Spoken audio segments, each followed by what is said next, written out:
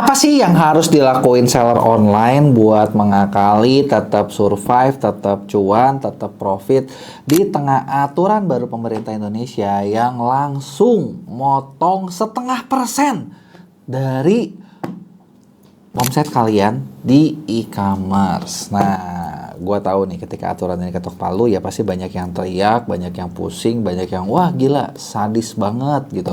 Bahkan kalau lu lihat ya di medsos tuh, aduh, kayaknya komentarnya tuh panjang banget gitu kan dan lain sebagainya. Ya sebenarnya gini, kita udah nggak bisa ngapa-ngapain kan. Maksudnya ya udahlah, peraturannya udah disahin, ya kita nggak bisa ngapa-ngapain. Ya kita cuma bisa iya menerima. Nah tapi kan biar menerima juga jangan sampai jadi blunder, bener nggak? Nah terus apa yang harus dilakuin gitu biar kita tetap untung? Sebelum gue mulai, buat kalian yang baru nonton, jangan lupa buat klik tombol subscribe-nya dan aktifin lonceng notifikasinya. Nah pertama yang sebenarnya perlu kalian ngerti dulu adalah banyak seller masih ngerasa, terutama seller pemula, kalau pajak sama admin marketplace, ya admin e-commerce, admin Shopee, admin TikTok, admin Tokopedia, admin Lazada dan lain sebagainya, itu adalah hal yang sama. Nah, pertama yang perlu kalian ngerti adalah ini benar-benar sesuatu hal yang beda. Jadi, ya ibaratnya ya admin adalah admin gitu loh. Potongan misalnya e-commerce yang masuk ke e-commerce-nya masing-masing. Mereka bayar pajak nggak? Ya bayar. Tapi, kita udah bayar pajak belum sebagai seller? Belum. Nah, terus yang benar gimana? Jadi aturannya selama ini sebetulnya yang berlaku adalah ketika misalnya itu ada omset, kalian punya omset, udah kepotong. Nah, setelah itu sebenarnya memang wajibnya kita bayar lagi nih si pajaknya tersebut, gitu ya, bayar lagi pajaknya tersebut ke negara. Caranya gimana ya? Caranya sebenarnya dengan melaporkan, gitu ya, ngelaporin. Ya kita kalau zaman dulu jujur-jujuran aja deh, gitu. Oke, omset gue segini, gue bayar segini ya, gitu. Nah, kalau zaman dulu tuh kayak gitu, jujur-jujuran, ngaku. Ada yang lapor dan gue tahu pasti banyak juga di antara teman-teman yang kagak lapor kan. Nah, gue tau dari mana ya? Simpel. Kalau lu ngerasa kayak, wah ini sadis dan segala macam, potong lagi, artinya selama ini lu nggak lapor. Bener ya? Dan sekarang, ya aturan pemerintahnya pinter juga sih. Jadinya dipaksa jadi dipotong. Terus udah dipotong, apakah harus ngelapor juga? Yes.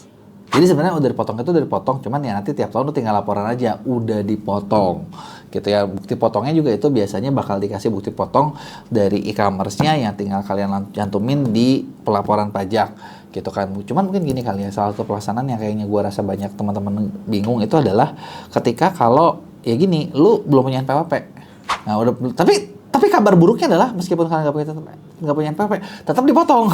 Jadi mendingan lu punya NPWP, dilaporin biar udah tahu nih ke negara nih, lu udah punya dapat segini, gitu ya. Nah itu adalah sebenarnya aturannya seperti itu, gitu kan. Nah cuman kan gue bilang juga tadi banyak yang nggak ngerti. Dan kalau kayak gini, gue tahu mungkin kalian bakal ada kepikiran gini, bentar, tadi kan gue ada bahas e-commerce sudah bayar, kenapa kita harus bayar lagi? Ya sebenarnya memang pajak Indonesia agak berlapis-lapis sih guys. Sesimpel gini, ini yang gue kepikiran ya, maksudnya dari dulu kayak contoh gini dulu, bayangin misalnya pabrik itu kan ngirim barang pasti kan ke distributor besar ke distributor tengah, distributor kecil, ke retailer gitu ya. Nah sebenarnya kan barangnya sama, misalnya katakanlah buku gue ini barangnya dari pabrik. Nah si pabrik kan kena pajak, distributor besar kena nggak? Kena lah. Dia misalnya beli dari sini 10.000, dijual 12.000. Nah dari 12.000 dia kena pajak tuh. Nah, si ini kan beli dari 12.000. Jual misalnya berarti 14.000. Kena pajak lagi nggak ya tengah? Kena lagi guys. Yang 14.000 jual lagi mungkin ke 17.000, kena lagi nggak? Kena lagi. Terus yang 17.000 sampai ke end user 20.000 katakanlah, kena lagi nggak? Kena lagi. Jadi ketika kayak gitu berarti bisa kita bilang adalah satu barang itu bisa kena berlapis. Tuh, wah nggak patma. Pajak semua tuh. Gitu. Makanya sebenarnya dengan ketika jalur distribusi makin pendek, konsumen pasti bakal ngerasa makin rubah karena minimal pajaknya jadi cuma sekali.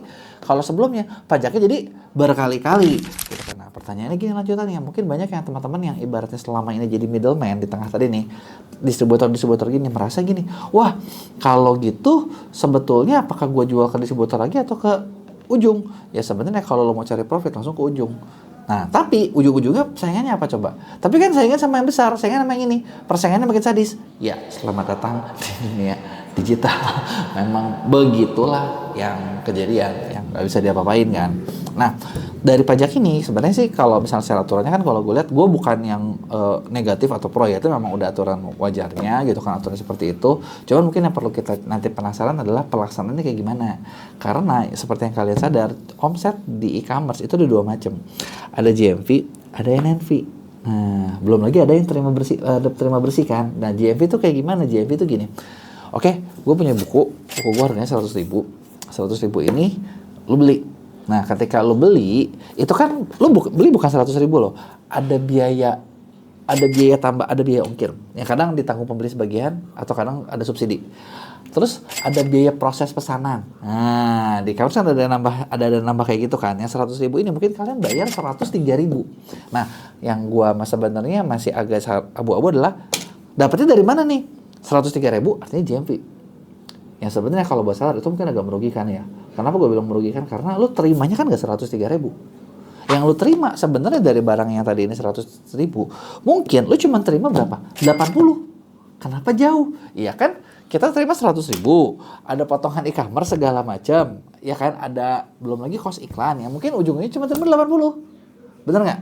Nah, kalau selama ini dengan pelaporan pribadi yang kita laporkan, yang melapor adalah gue terima jualnya 80 nih. Kan terima uang masuk dari rekening gue cuma 80, bukan 100.000. Nah, kepotongnya 80 apa 100.000. Nah, kalau 100.000, agak-agak aturannya agak-agak perlu ngerti kan maksud gue. Kalian pasti mengerti kan? Itu beda loh. Dan bedanya itu bisa 20-30%. Artinya kita bayar pajak jauh lebih tinggi. Ya, profitnya makin tergerus. Nah, terus sebenarnya aturan pajak 0,5% juga kayak gimana? 0,5% ini sebenarnya yang gue juga sempat tanya ya, tapi di kampus juga mungkin belum jelas. Mungkin entah buru-buru kali ya, pengen cepet-cepet disahkan gitu ya. Pertama itu adalah aturan pajak itu adalah kalau lo omsetnya di bawah 500 juta setahun itu gratis. Ya mungkin dicatat kali ya, jadi kayak kalau belum 500 juta kalian belum kena potong pajak. Setelah kalian 500 juta sampai 4,8 miliar itu kalian baru kena pajak. Pajaknya berapa? Nah ya pajaknya itu kan 0,5%. Kalau 4,8 miliar lewat gimana? Nah ini beda lagi guys. Nah selama ini harus pakai laporan laba rugi. Nah cuman gue juga nggak tahu apakah itu nanti kepotongnya jadinya 0,5% terus dari 4,9 seterusnya, atau tahu-tahu nggak kepotong, atau tahu-tahu gimana, itu blank deh, kita nggak tahu deh aturannya seperti apa. Semoga dapat yang terbaik ya. Nah ini kan gue udah bahas nih kayak aturannya seperti apa, pelaksananya kita jujur belum tahu gitu kan, ininya seperti apa gitu kan. Nah terus sekarang solusinya apa? Ya sebenarnya solusinya ya adalah gini, sesimpel dari yang kalian banyak gak sadar adalah ketika kita jualan gitu ya. Tadi ingat gak cerita gue yang lo dari pabrik ke distributor, model bisnis yang ini gue rasa itu bakal kalah bersaing. Kenapa? Seperti yang lo tahu, pabrik, distributor itu pajaknya wah tua gak patma. Bener kan? Yang ujungnya harganya lo nggak bisa bersaing. Yang artinya kalau menurut gue adalah solusinya adalah buat teman-teman yang berjualan dan pengen berhasil, lo harus membangun barang lo sendiri gitu. Jangan puas jadi middleman gitu loh. Karena kalau misalnya lo puas jadi middleman ya bukannya apa-apa, nggak bisa nih gitu kan. Dan ibaratnya selain itu kita perlu bisa jual langsung ke konsumen. Karena kenapa di sini yang perlu dicetak adalah ketika jualan online kalian perlu nyetak profit margin yang cukup tinggi. Belum lama gue sampai cerita gue ketemu sama salah satu pemain Depstore besar, dan dia cerita di Depstore itu modal ke harga jual itu buat survive itu minimal kali 5 ya, kali 5. Nah kali 5 itu apa? Lu modal 100 jual 500, itulah baru survive. Bisa jalan nggak? Bisa.